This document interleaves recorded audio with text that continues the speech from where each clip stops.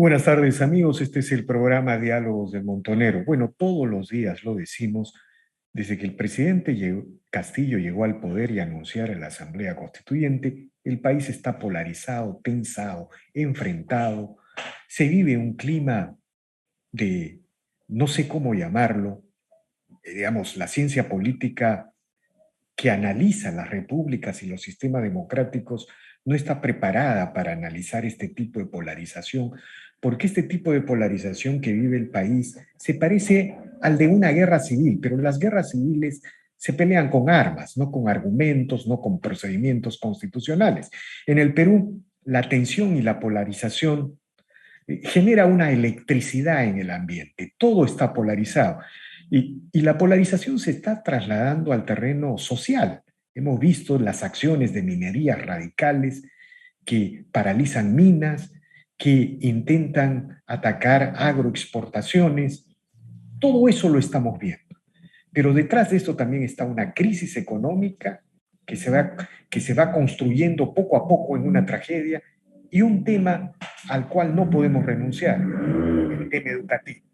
El gobierno ha decidido poner al señor Carlos Gallardo como ministro de Educación, un personaje, una persona vinculada al Movadef, al FENATE, lo ha dicho la prensa, lo han dicho diversas informaciones, y el señor Gallardo ha decidido enfrentar la ley de carrera pública magisterial. Es decir, no quiere ley de carrera pública magisterial, no quiere meritocracia en el nombramiento y en la promoción de los docentes. Pero aparte de esto, el señor Gallardo ha desarrollado un mensaje absolutamente contrario a la inversión privada en la educación. Y como quedan los 2/3 de la matrícula que atiende el sector privado en educación o el tercio de la matrícula que el mismo sector atiende en la educación básica. Son preguntas que necesitamos responder y para ese motivo hemos convocado al señor José Dextre, expresidente de FIPES, de la Federación de Instituciones Privadas de la Educación Superior, quien también promotor de la Universidad Científica del Sur, quien ha tenido la gentileza de aceptar este diálogo. Buenas tardes, señor Dextre, gracias por la conversación. Gusto estar contigo, Víctor Andrés. Encantado. Una mirada general le pediría, señor Dextre, con respecto a la gestión del señor Carlos Gallardo. ¿Cómo podría usted describir? Tenemos dos temas, el tema de la carrera pública magisterial y este discurso antisector privado en educación. ¿Cómo lo calificaría? ¿Cómo lo describiría? Cuando tú me preguntas cómo podemos describir la carrera, bueno, hasta ahora lo único que ha hecho son esas dos expresiones que son gravísimas, ¿no? Porque una eh, conduciría a condenar a los sectores populares de nuestro país, que mayoritariamente en la educación básica van a los colegios públicos, ¿no? A una educación dirigida, llevada adelante por docentes que no aprueban las evaluaciones meritocráticas. O sea, lo que se inició el 2005-2007, cuando se da impulso a la carrera pública magisterial, sería destruido totalmente y, como te repito, afecta a los sectores populares, las madres de familia que quieren tener una mejor educación a su hijo, porque de alguna manera son conscientes que el principal instrumento para corregir la desigualdad es la educación. Y por el otro lado, la otra afirmación en contra de la inversión privada es también un absurdo tremendo. Son 108.000 millones de soles el déficit en infraestructura pública. 108.000 millones de soles. En el presupuesto del próximo año son 35.000 millones para todo el sector de educación y para los temas de infraestructura 5.000 millones.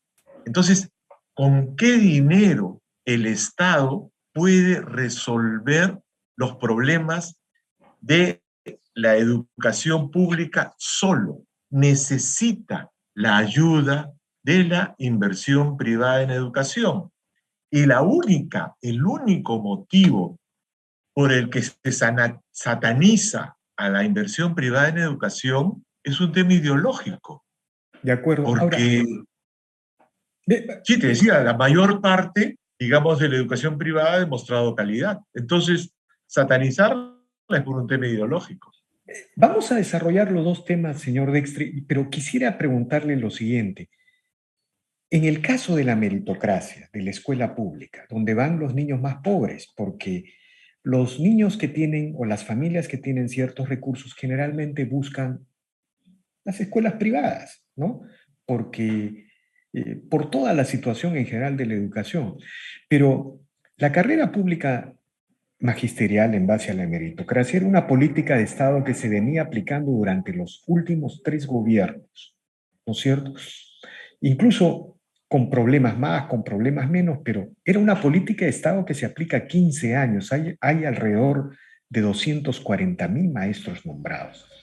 Entonces la pregunta es, ¿cómo explicar la conducta o la idea que tiene el señor Gallardo, el ministro de Educación, sobre el tema de los nombramientos indiscriminados?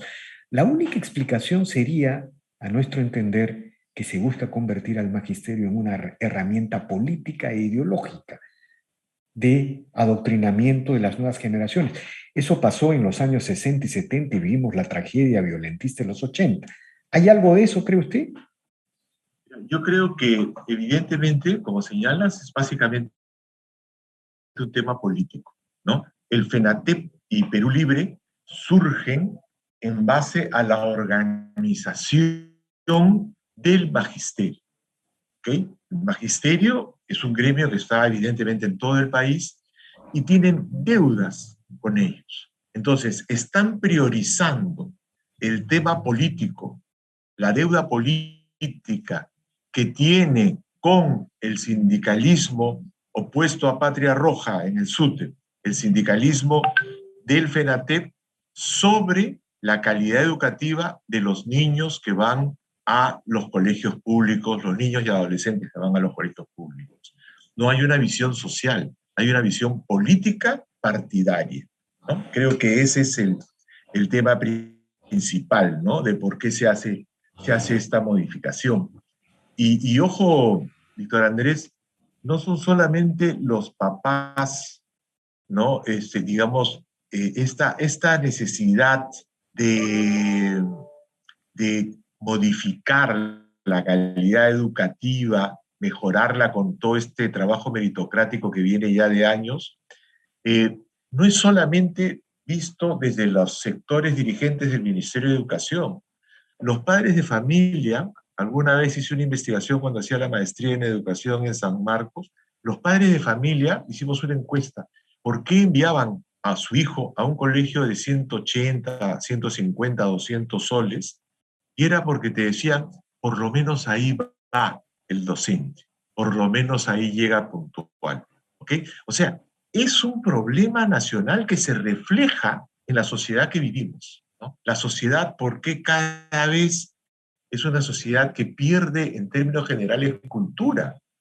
¿Por qué antes tú decías, oye, tengo, ¿no es cierto?, un espacio con gente amable, educada, limpia, qué sé yo. Ahora no. Ahora es una sociedad Ahora, violenta, de una acuerdo. sociedad con sicarios, en fin. Ahora, señor Dextre, ¿es sintomático que el señor Gallardo se oponga a la ley de carrera pública magisterial y, como concluimos, con el objeto de convertir al magisterio en una herramienta política? Vamos a dejarlo ahí. Pero es sintomático que a la misma vez se oponga a la educación privada, ¿no es cierto? Porque la educación privada, él ha dicho, digamos, ha hablado de frases muy duras, los mercaderes del templo y cosas de ese tipo, ¿no? Aludiendo a figuras bíblicas, ¿no?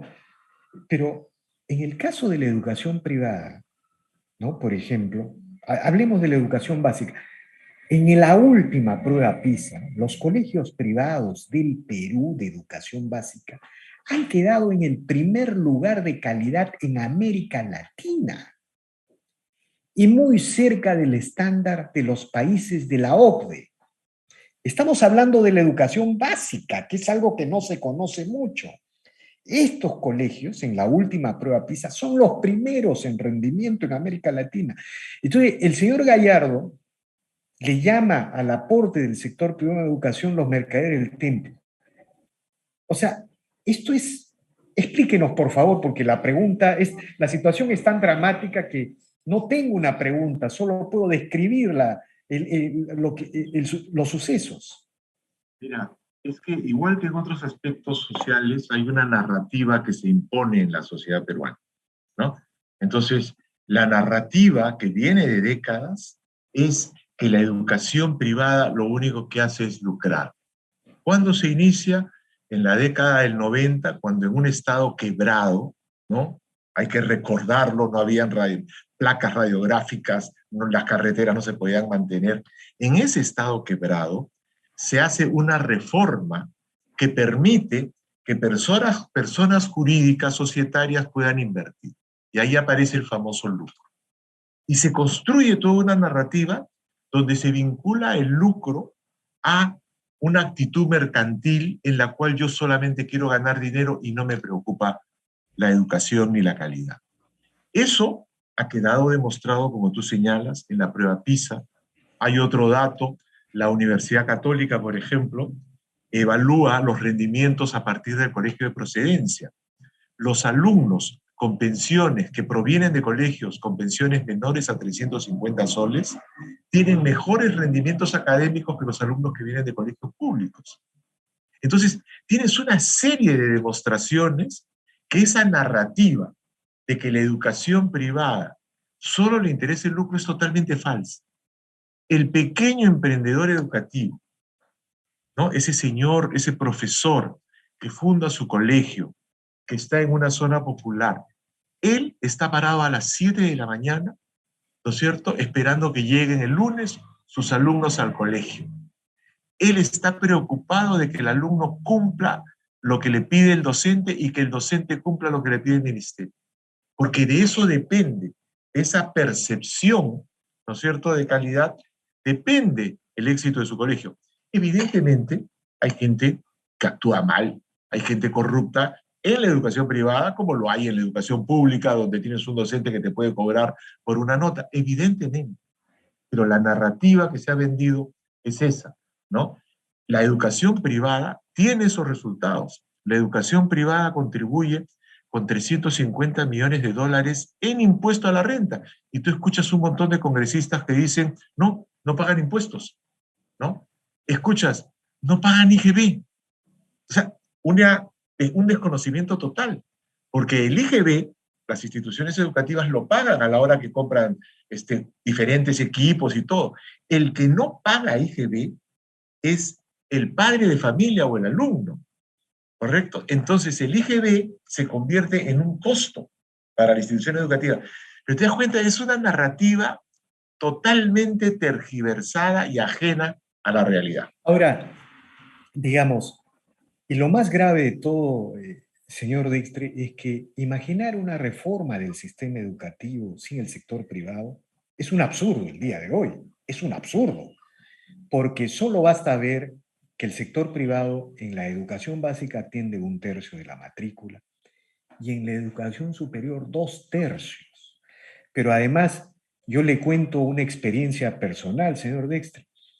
Cuando yo ingresé a la Universidad de San Marcos en los años 80, habían 45.000 estudiantes. Cuando yo empecé a desarrollar una maestría y un doctorado hace muy pocos años, cuando volví a la universidad, habían 45.000 estudiantes. Es decir, la matrícula en San Marcos no había aumentado en un solo alumno, pero su presupuesto se había incrementado por 10, 15 veces. Pero además, la selección de los alumnos era mucho más calificada. Se había producido en la sociedad una redistribución de las oportunidades. ¿Gracias a qué? A que el sector privado había expandido en 2/3 la matrícula, la demanda de matrícula. Entonces, la pregunta en este contexto es, ¿se puede hablar de una reforma de la educación sin el sector privado, tal como están las cosas? Es realmente una locura. Explíquenos, por favor. Evidentemente es una locura, ¿no? El Estado no tiene los recursos para poder atender las necesidades educativas de la población. Hay una dimensión que ha cambiado. O sea, los porcentajes de universalización de la educación básica son distintos a los que tenías hace 20, 30, 40, 50 años, ¿no? Entonces, el Estado, uno de los graves problemas que tiene es su capacidad para poder hacer gestión. Entonces, no solamente el Estado tiene una carencia de recursos económicos, el 44% de los colegios públicos tiene servicios básicos, es decir, agua, desagüe. Si le sumas a eso vidrios, o sea, esa es la realidad de la educación pública, ¿ok? Pero no solamente hay un problema de recursos para la infraestructura, hay un problema de recursos para la gestión del docente. Yo podría tener un aula maravillosa, pero si tengo un docente que no está calificado, entonces la educación va a ser de mala calidad. Entonces, ¿cómo gestiono esa docencia? Te decía yo hace unos minutos. Tú revisas toda la Ley General de Educación y el director de un centro educativo público no tiene capacidad ni para premiar ni para sancionar. Entonces, no hay manera de corregir muchas veces el comportamiento de un docente cuando comete faltas, ni premiar ni destacar al docente que lo hace bien. Entonces, tienes ahí un problema. Creo que otra de las cosas es que toda esta narrativa sobre la educación privada genera también la dificultad para innovar los procesos educativos. Por ejemplo, tú hablas de subsidiar la demanda, de que la gratuidad, ¿no es cierto?, sea, yo tengo $350, perdón, 350 soles, que es lo que me cuesta para el Estado, que es lo que le cuesta al Estado la educación de un niño o de un adolescente en un colegio público. Si yo en lugar de asumir ese costo, uso ese dinero para estimular a que vaya a un buen colegio privado, ¿qué produzco? Competencia entre ellos, ¿no? O sea, digo, oye, en Villa María del Triunfo, ¿cuáles son los mejores colegios privados? De 350 soles. Tales, ¿ok? ¿Cómo? Hago una calificación con la iglesia, con escuelas de educación. Y le digo a los padres de familia, si va tu hijo a ese colegio, yo le voy a pagar la pensión. Entonces son maneras innovadoras donde tú promueves la calidad en la educación y te alivias como Estado el tema de estar gestionando, porque ya la gestión del director no te cuesta a ti, es el colegio privado. Sí, es la famosa idea del voucher y de subsidiar la demanda, ¿no? Es Así decir, es.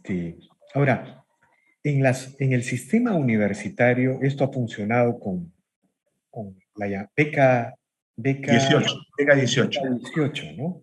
Con el sistema de beca 18 en el cual las familias, el Estado subsidia la demanda y las familias de alumnos pobres, excluidos, pero muy destacados, eligen la universidad a la que quieren ir y los resultados son evidentes. En general, señor Dextre, ¿cómo avanza la reforma educativa en la educación superior con el tema del asumido y las Mira, transformaciones?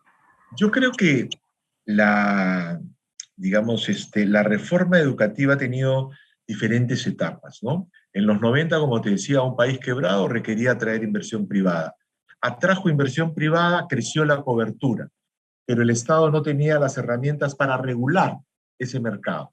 Entonces, ahí en 2006, 2007 aparece el Sistema Nacional de Acreditación, ¿no? El Sistema Nacional de Acreditación, para mí, un resultado exitoso, ¿no? Pero tuvo cuestionamientos porque había universidades que no tenían la mejor calidad, pero que se concentraban en una carrera y entonces acreditaban esa carrera y decían, no, el sistema está fallando porque esta universidad que no tiene un reconocimiento tiene una carrera acreditada. Entonces se sigue la discusión en la lógica de mejorar la calidad y en 2014 sale la ley universitaria. Creo que SUNEDU ha tenido un comportamiento relativamente exitoso en garantizar la prestación de las condiciones básicas de calidad. Yo creo que ha sido exitoso, las universidades se han esforzado. Creo que también ha sido relativamente exitoso en la promoción de la investigación. Y digo relativamente porque, por ejemplo, en la investigación, las universidades que más destacan son universidades societarias con fines del lucro, buscan competir por calidad. Entonces se preocupan de estar en los rankings y el tema de la investigación es un elemento valioso. O sea, se combina la regulación con la propia motivación de las instituciones. Y relativamente exitoso en la validación de las condiciones básicas de calidad, porque tomó 5 años, ¿no es cierto?, hacer ello. Y cuando se ha querido sacar,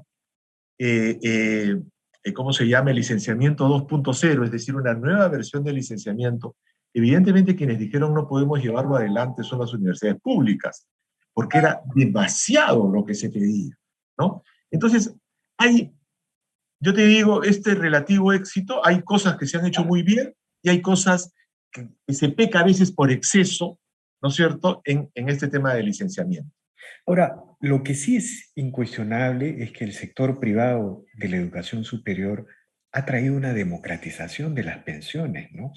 Y le pregunto esto como un tema final porque, digamos, antes del sector privado en educación, antes de que se permitiera la inversión privada en la educación, en el Perú había una educación para ricos y una educación para pobres, y eso es literal. Las familias ricas, en cuanto a universidades, o enviaban a sus hijos al extranjero o a la Católica, a la Pacífico y a la Cayetano Heredia o a la Universidad de Lima. Eso es literal. Una familia que no tenía recursos era prácticamente inviable, imposible enviar a, eso, a este sector de la educación privada o societaria, perdón, asociativa. En fin, el público televidente no entiende esos detalles, pero era un sector La privado. asociativa es tipo católica, es decir, los dueños Claro, son una asociación, y la societaria hay un directorio, hay una inversión privada, sin recursos del Estado que invierte. digamos, literalmente era una educación para ricos y otra para pobres, pero el día de hoy, las clases medias emergentes tienen un abanico de posibilidades, UPC, Científica del Sur, San Ignacio y Loyola, Universidad Continental, en fin, un abanico de posibilidades, ¿no? Pero por otro lado, las pensiones en estas universidades, que eran carísimas y inaccesibles, también han bajado. Cuéntenos esta revolución de la democratización de pensiones y de qué manera el sector privado ha contribuido a esto, para que un poco se levante esta leyenda contra el sector privado, ¿no? Claro, yo te puedo decir que prácticamente no hay una sola universidad societaria con fin de lucro que cobre pensiones más altas que las universidades asociativas sin fines de lucro que tú has comentado. Católica, Cayetano, Lima, Pacífico. ¿Ok? O sea, la realidad demuestra que las pensiones o están iguales o más bajas. ¿Ok? Luego, las remuneraciones docentes. Hubo un comentario de un distinguido profesor de la Pacífico que se quejó de que las universidades societarias les quitaban docentes a esas universidades. Entonces, ¿por qué? Porque pagan más remuneraciones, mejores remuneraciones. La infraestructura, de igual manera, ¿no? Los equipamientos de la universidad privada destacan por ello.